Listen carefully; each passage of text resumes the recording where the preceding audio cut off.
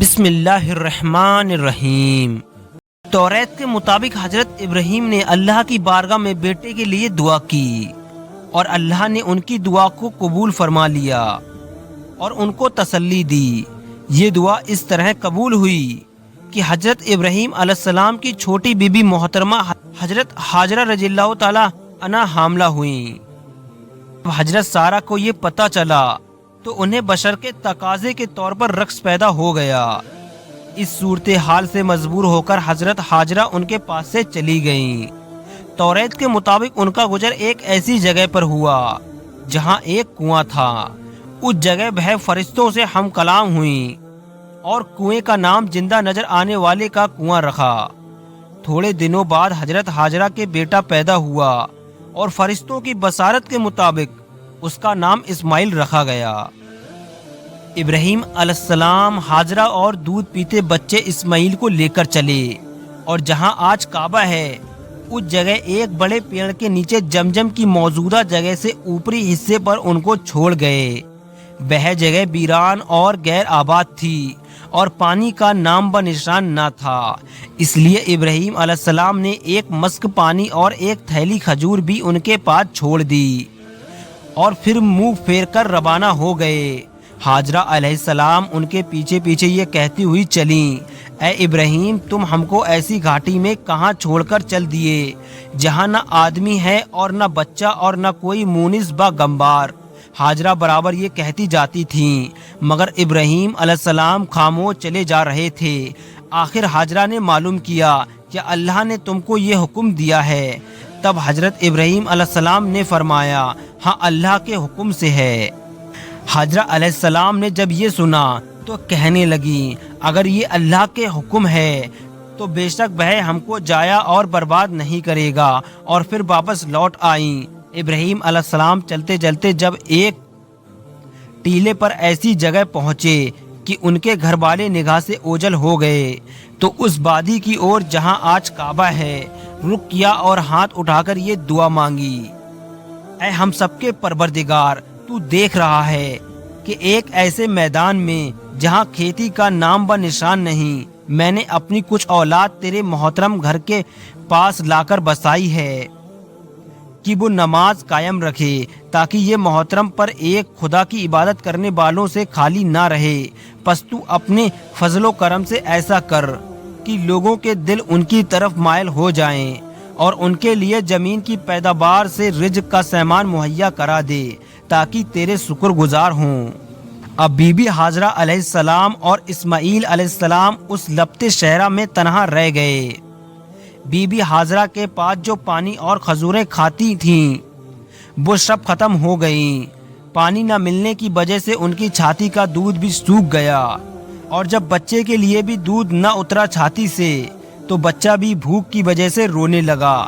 تو be be Hajra نے بچے کو ایک کھجور کی جھاڑ کے چھاپ میں لٹا دیا، اور سامنے دو پہاڑیاں تھیں جسے آج صفا اور مروہ کے نام سے جانا جاتا ہے، اس پہاڑی پہ چڑھ گئیں کہ دیکھیں شاید کوئی قافلہ یا کوئی انسان دکھ جائے تو کم سے کم اس سے پانی تو مانگ لیں کہ جسم میں پانی تو جائے تاکہ بچے کے لیے دودھ بن جائے اور بچے کی بھوک مٹے۔ جب وہ ایک پہاڑی پر چڑھتی تو بچہ آنکھوں سے اوجھل ہو جاتا۔ بچے کی محبت میں وہ جلد سے نیچے اتر آتی، لیکن بچے کو روتا دیکھ جلدی سے بھاگ کر دوسری پہاڑی پر چڑھ جاتی کہ شاید کوئی نظر آ جائے اور کچھ مدد مل جائے۔ اس طرح آپ نے ان دونوں پہاڑیوں کے ساتھ چکر لگائے، کبھی پہاڑی چڑھتی اور کبھی اولاد کی محبت میں نیچے اتر آتی۔ اللہ تعالیٰ کو بی بی حاجرہ کی یہ اپنی اولاد کے لیے مشقت محنت اتنی پسند آئی کہ اللہ تعالیٰ نے ہر مسلمان مرد اور عورت پر جو بھی مکہ شریف میں حج یا عمرے کے لیے آتا ہے ان کے لیے صفا مروہ کی دونوں پہاڑیوں کے ساتھ ساتھ چکر لگانا فرض کر دیا، اور یہ بھی حج اور عمرے کے ارکانوں میں شامل ہے۔ جب بی بی ہاجرہ ان دونوں پہاڑیوں پر دوڑ کر چلتی اور اولاد کی محبت اور بے قراری میں نیچے اتر آتی، ادھر بچہ بھوک سے رو رہا تھا اور اپنی ایڑیاں زمین پر رگڑ رہا تھا۔ اسی وقت رحمت الہی جوش میں آئی اور اسماعیل علیہ السلام جہاں اپنی ایڑیاں رگڑ رہے تھے اس جگہ سے پانی کا چشمہ پھوٹ پڑا۔ جب بی بی ہاجرہ نے پانی دیکھا تو دوڑ کر اپنے بچے کے پاس پہنچی اور اس پانی کو جو بہہ رہا تھا روکنے کے لیے اس کو چاروں طرف ریت کی دیوار بنا دی اور کہتی جاتی تھیں، جمجم یعنی کہ رک جا یا ٹھہر جا، اس لیے اس پانی کا نام آب جمجم پڑ گیا۔ اسی دوران بنی جرہم کا ایک قبیلہ اس وادی کے قریب آ ٹھہرا۔ دیکھا تو تھوڑے سے فاصلے پر پرندے اڑ رہے ہیں۔ جرہم نے کہا، یہ پانی کی نشانی ہے، یہاں ضرور پانی موجود ہے۔ جرہم نے بھی قیام کی اجازت مانگی۔ ہاجرہ نے فرمایا، قیام کر سکتے ہو لیکن پانی میں ملکیت کے حصے دار نہیں ہو سکتے۔ جرہم نے یہ بات خوشی سے منظور کر لی اور وہیں مقیم ہو گئے۔ اللہ کے رسول نے فرمایا کہ ہاجرہ بھی آپسی انس و محبت اور ساتھ کے لیے یہ چاہتی تھیں کہ کوئی آ کر یہاں ٹھہرے، اس لیے انہوں نے خوشی کے ساتھ بنی جرہم کو قیام کی اجازت دے دی۔ جرہم نے آدمی بھیج کر اپنی باقی خاندان والوں کو بھی بلا لیا اور یہاں مکان بنا کر رہنے سہنے لگے۔ انہی میں اسماعیل علیہ السلام بھی رہتے اور کھیلتے اور ان سے ان کی زبان سیکھتے۔ جب اسماعیل علیہ السلام بڑے ہو گئے تو ان کا طریقہ اور انداز اور ان کی خوبصورتی بنی جرہم کو بہت بھائی اور انہوں نے اپنے خاندان کی لڑکی سے ان کی شادی کر دی۔ ابراہیم برابر اپنے بال بچوں کو دیکھنے آتے رہتے تھے۔